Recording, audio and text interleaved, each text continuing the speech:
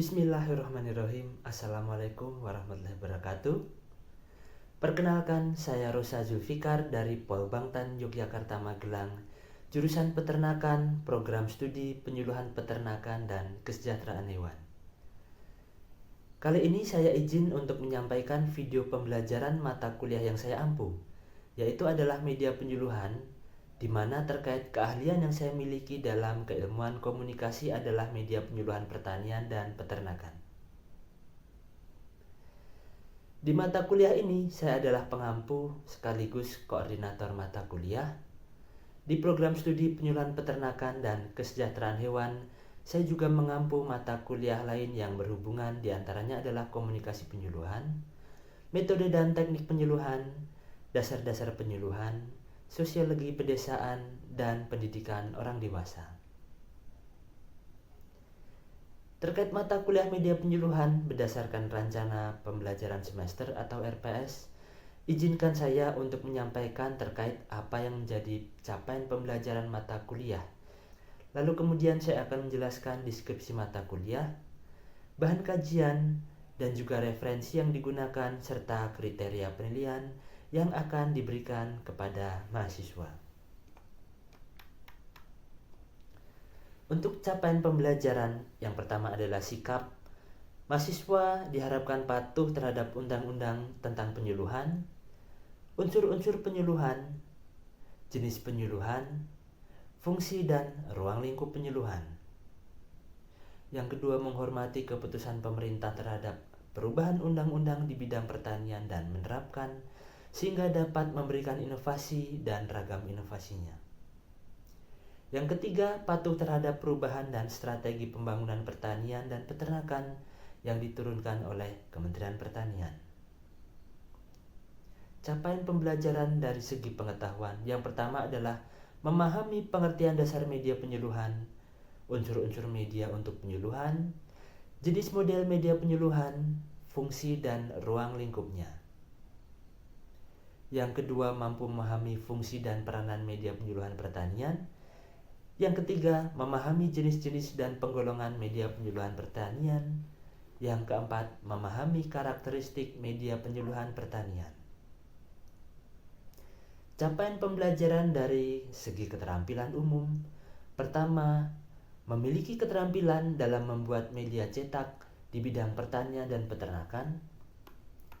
Yang kedua, memiliki keberhasilan pembuatan dan pemilihan media penyuluhan. Yang ketiga, memiliki kemampuan dalam membuat media visual dalam kegiatan penyuluhan peternakan. Dan yang keempat, memiliki kemampuan dalam menganalisa masalah pemilihan media penyuluhan. Segi keterampilan khusus, yang pertama, menguasai jenis-jenis dan penggolongan media penyuluhan pertanian. Yang kedua, menguasai karakteristik media penyuluhan pertanian. Dan yang ketiga, menguasai media penyuluhan tingkat lanjut dan mampu memecahkan masalah penyuluhan menggunakan media penyuluhan peternakan. Untuk deskripsi mata kuliah, pada deskripsi mata kuliah ini berisi tentang materi perkuliahan, metode perkuliahan, dan pencapaian kompetensi perkuliahan terkait keterampilan kemampuan dalam membuat media visual dalam kegiatan penyuluhan peternakan.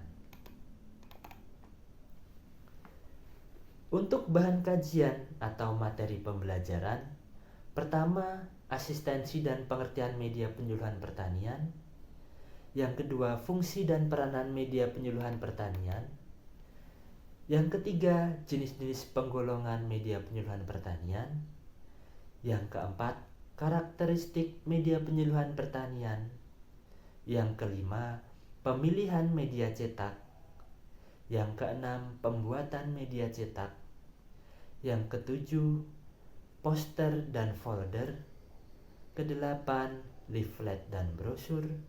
Kesembilan, peta singkap dan kartu kilat.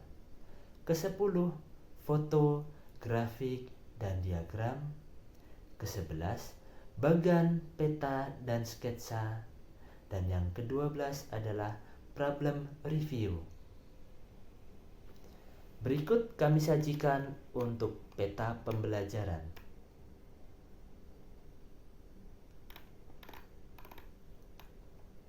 Dan selanjutnya berikut kami sajikan referensi yang digunakan untuk RPS ini.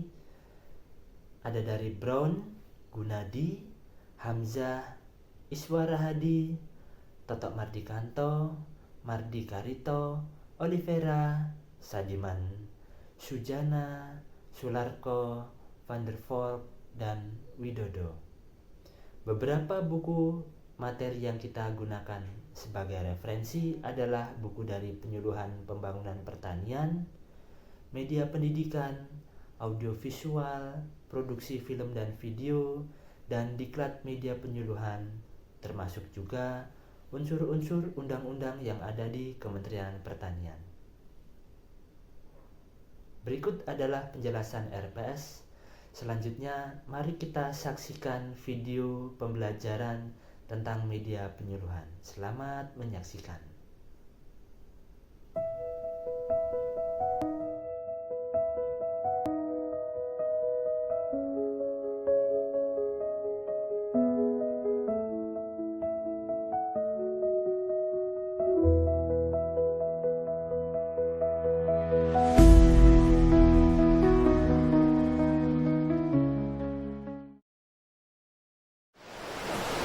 Ya, Assalamualaikum warahmatullahi wabarakatuh.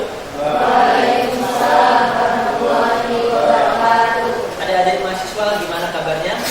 Alhamdulillah. Ya, sebelum kita mulai perkuliahan, mari kita melaksanakan prosesi dulu. Ketua kelas bisa maju untuk memimpin perkuliahan. Siap.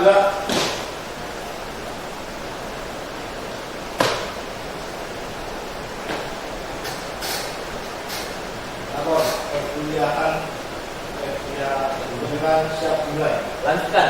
Siap lanjutkan.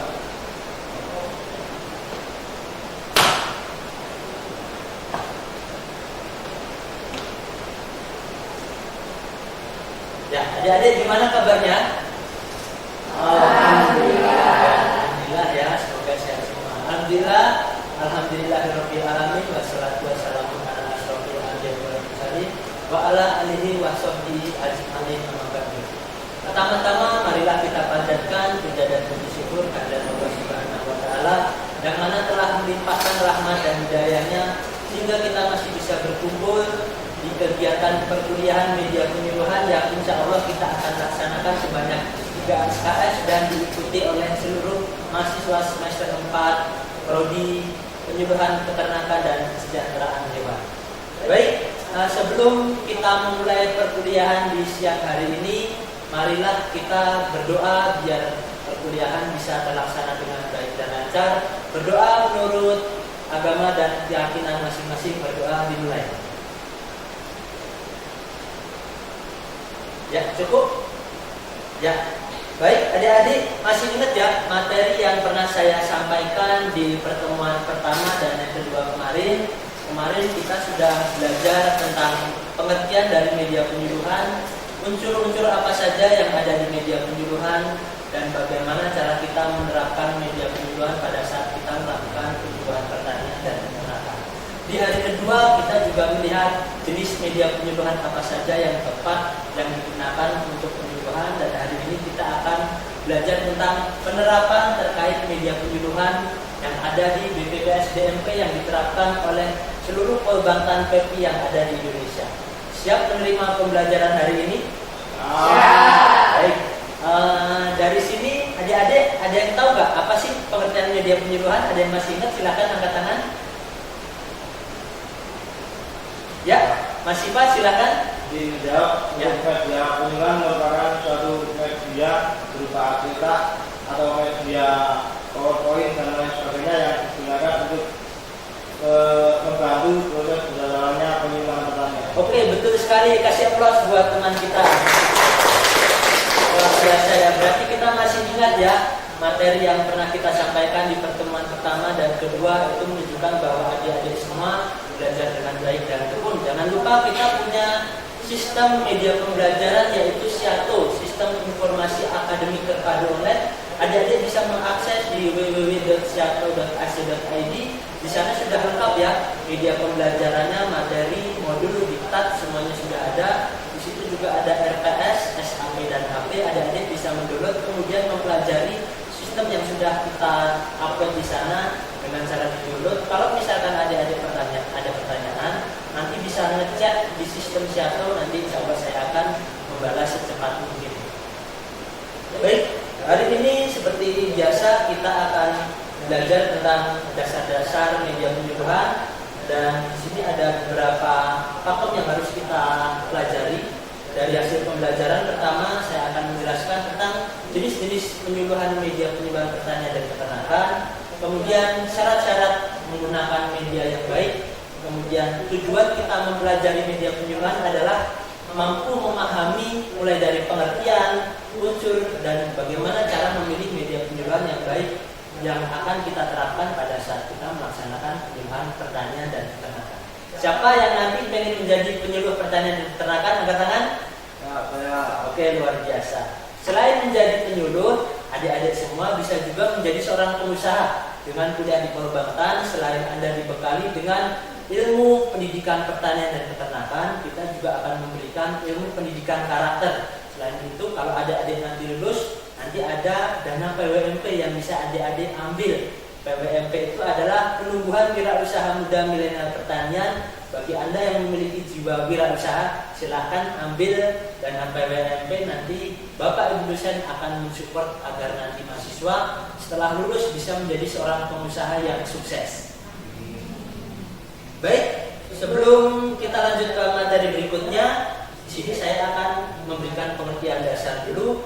Kalau adik-adik pernah dengar media itu, sebenarnya media itu bahasa latinnya itu medius ya. Medius itu maksudnya tengah-tengah atau perantara, atau mungkin tengah-tengah di antara objek satu dan objek yang lainnya. Sedangkan penyuluhan itu berasal dari kata suluh. Ada yang masih ingat gak suluh artinya apa? Ya, betul sekali. Suluh itu artinya adalah penerang.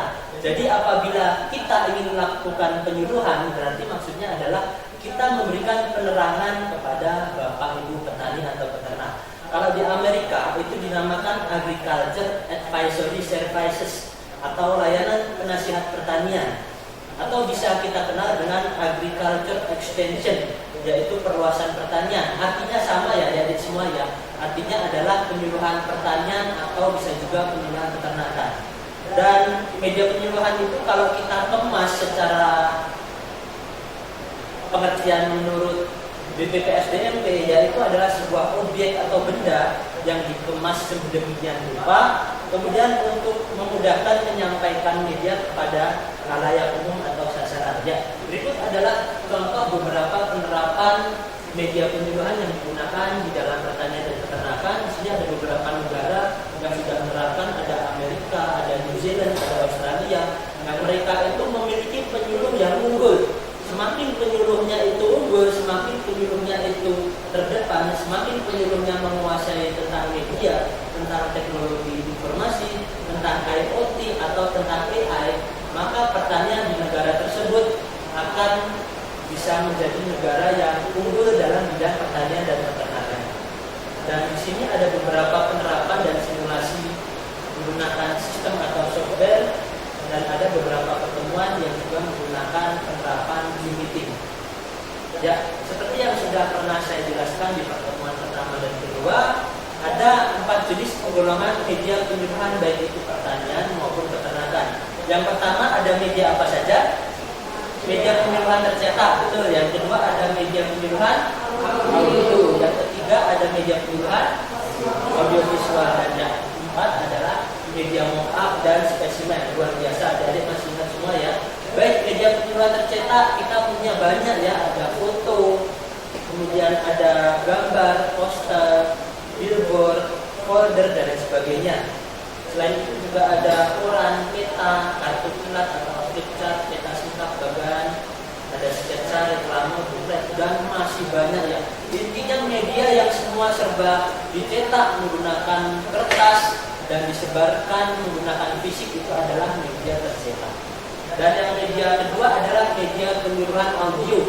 Gak semua media cetak itu bisa dinikmati oleh Bapak Ibu petani dan peternak.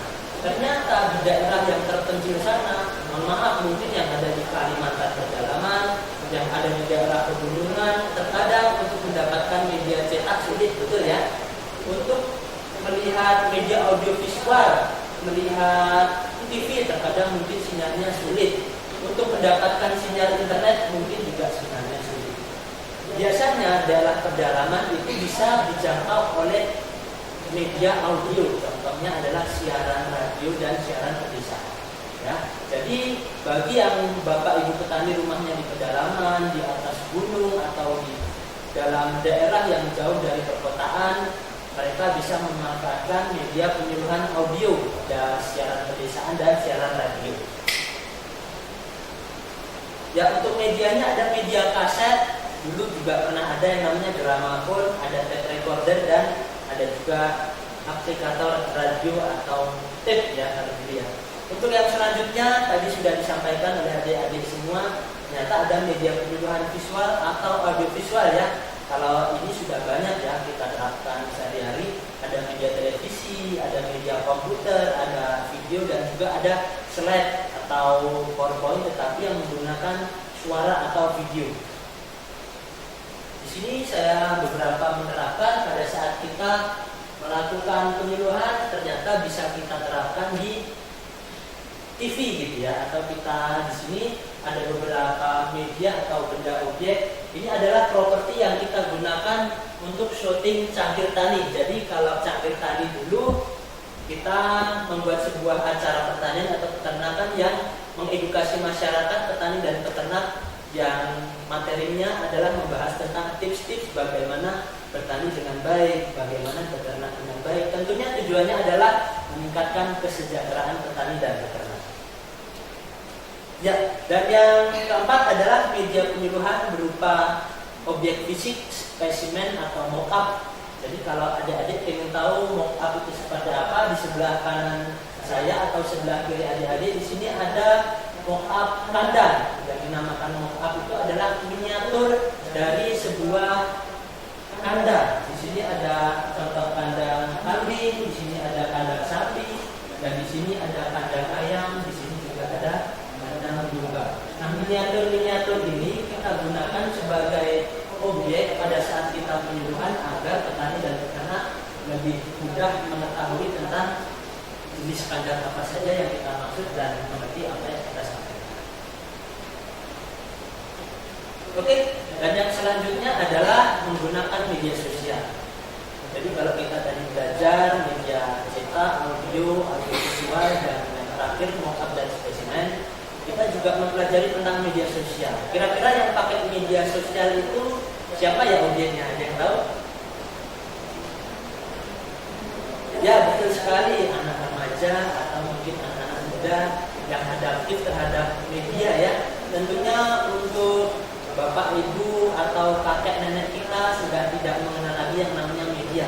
Tetapi untuk meningkatkan minat petani dan peternak kepada anak-anak muda sekarang, anak-anak SMA, anak-anak SMP, anak-anak SD, yang selama ini mereka menganggap bahwa pertanian dan peternakan itu kotor, ternyata tidak sekotor itu juga. Nah, kalaupun kita kotor-kotor, hasilnya juga baik ya, karena di dalam pertanian dan peternakan ternyata untuk pendapatannya itu sangat tinggi sekali, sehingga memiliki potensi yang besar untuk mensejahterakan anak-anak muda zaman sekarang. Jadi harus juga kita memilih nanti pekerjaan, harus kerja di bank, harus kerja di tempat yang ber-AC. Ternyata walaupun kita bekerja di bidang sektor pertanian dan peternakan, faktornya itu bisa menjadi berkah buat kita semua dan hasilnya luar biasa, bisa mensejahterakan diri kita sendiri dan keluarga kita. Ya, dan yang terakhir, kita tentunya harus mengenal yang namanya media sosial YouTube. Media sosial YouTube itu digunakan oleh 95% penduduk yang ada di seluruh Indonesia. Tentunya bahasa yang kita gunakan harus kita sesuaikan. Kalau kita ingin melakukan penyuluhan secara internasional, kita harus menggunakan bahasa Inggris. Dan apabila kita ingin melakukan penyuluhan di tingkat nasional, kita bisa menggunakan bahasa Indonesia sesuai dengan ejaan yang disempurnakan dan menggunakan format KBBI, sehingga apa yang kita sampaikan mudah dimengerti oleh petani dan peternak yang ada di Indonesia. Bisa dipahami?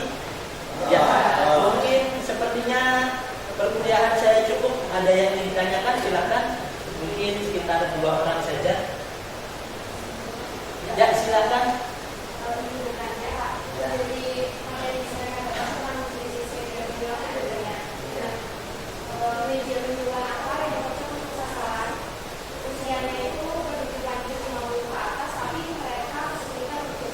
Ya, pertanyaan yang bagus sekali oleh Mbak Istana Anggeta. Baik, media penyuluhan itu memang berbagai macam jenis ya. Ada yang mungkin adaptif untuk anak muda, remaja, bahkan sampai yang sudah tua atau senior sekalipun. Biasanya Bapak Ibu petani yang sudah tua itu mereka terkadang untuk menggunakan HP juga sulit, untuk membaca tulisan yang kecil-kecil juga sulit. Tentunya kalau menggunakan media cetak tersebut boleh kita gunakan untuk penyuluhan Bapak Ibu petani dan peternak, tetapi dengan syarat tulisan dan gambarnya itu harus bisa-bisa. Pertama, bisa menggunakan media cetak. Yang kedua, alangkah baiknya kalau misal kita menggunakan media audio. Karena apa? Media audio itu kita bisa menggunakan media siaran pedesaan atau radio yang bisa didengarkan oleh Bapak Ibu petani di rumah masing-masing hanya menggunakan sinyal radio atau menggunakan sinyal TV atau analog TV yang sekarang sudah tergantikan dengan digital. Kemudian media ketiga, media audiovisual mungkin masih bisa dinikmati Bapak Ibu yang sudah tua, tetapi mungkin dengan channel atau siaran yang disesuaikan, misalkan disesuaikan dengan jamnya. Kalau misalkan Bapak Ibu petani bekerja dari pagi sampai jam 4 sore, mungkin media penyuluhan TV hanya bisa didengarkan itu jam 4 sampai jam 6 atau jam 7 ke atas, sehingga Bapak Ibu petani harus menyesuaikan siaran yang ada. Kalau untuk lengkap dan spesimennya juga bisa digunakan, namun harus disesuaikan dengan objek dan pendidikan orang dewasa yang pernah diterapkan di pelajaran pendidikan orang dewasa sebelumnya. Begitu Mbak Istana Anggeta. Ada lagi pertanyaan? Ya, saya rasa cukup. Mungkin satu pertanyaan lagi, silakan. Ya, Mbak Alifia, silakan. Pertanyaan apa?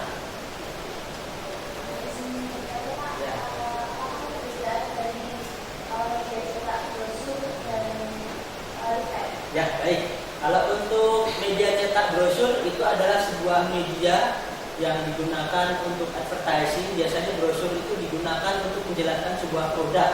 Kalau di dalam penyuluh pertanian menurut Undang-Undang Nomor 16 Tahun 2006, brosur itu dirubah namanya menjadi folder. Jadi istilah folder itu hanya dimiliki oleh Kementerian Pertanian dan BPPSDMP. Kalau brosur itu lebih beragam, bisa digunakan untuk penjelasan produk, bisa juga digunakan untuk menjual sebuah produk. Bahkan bisa juga digunakan untuk menerangkan visi dan misi sebuah perusahaan. Nah, kalau untuk satunya tadi apa? Leaflet. Leaf itu berasal dari kata daun. Jadi kalau untuk penerapannya itu bisa dengan ditempelkan atau diterbang-terbangkan. Sama seperti flyer. Flyer itu kan kata dasarnya fly. Cara penyebarannya itu diterbangkan. Tapi kalau leaflet itu biasanya ditempelkan, yang selama ini kita lihat di tiang listrik, di tembok papan pengumuman atau informasi. Begitu ya. Saya rasa perkuliahan kita sudah cukup. Terima kasih atas keaktifan dan partisipasi adik-adik mahasiswa Polbangtan Yoma. Sebagaimana perkuliahan ini kita awali dengan berdoa, maka alangkah baiknya apabila perkuliahan kita hari ini kita akhiri juga dengan berdoa. Berdoa menurut agama dan keyakinan masing-masing. Berdoa dimulai. Berdoa cukup. Jangan lupa adik-adik semua, nanti saya harap kalian bisa mengakses Yato, sistem informasi terpadu online, untuk melihat RPS. Jangan lupa ya, RPS adalah rencana pembelajaran semester, dan juga melihat SAP, satuan acara pembelajaran, dan juga Anda harus melihat AP, acara praktikum. Dan jangan lupa kerjakan tugasnya sesuai dengan tenggat waktu yang sudah diberikan dan yang sudah ditentukan. Jika ada pertanyaan bisa melakukan chat melalui sistem Yato. Ya, sekian dari saya. Mohon maaf apabila ada salah kata dan perbuatan. Saya akhiri, wabillahi taufiq wal hidayah. Wassalamualaikum warahmatullahi wabarakatuh. Terima kasih.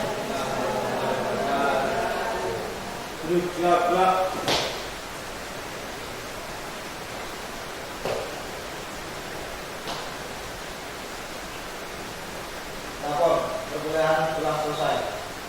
Lanjutkan, bubaran. Ya, boleh.